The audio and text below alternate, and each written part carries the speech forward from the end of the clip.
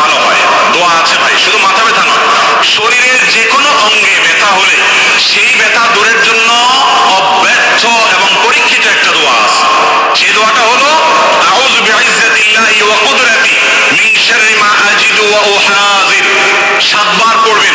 যে জায়গায় ব্যথা হয়েছে ওই জায়গায় হাত রেখে আউযু বিইজ্জাতিল্লাহি ওয়া কুদরাতি মিন শাররি মা আজিদু ওয়া উহাযির। যার অর্থ হলো আমি আল্লাহর কাছে আশ্রয় চাই, আল্লাহর কুদরতের মাধ্যমে আশ্রয় চাই।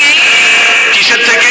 আমি যে ব্যথা অনুভব করছি এটা থেকে। একজন সাহাবীকে নবী সাল্লাল্লাহু আলাইহি ওয়াসাল্লাম দোয়া শিক্ষা দিয়েছেন, তার ব্যথার জায়গায় তিনি হাত দিয়ে দোয়া করেছেন, তারপর তাকে আল্লাহ তাআলা পরিপূর্ণ শিফায়ে কামেলা দান করেছেন।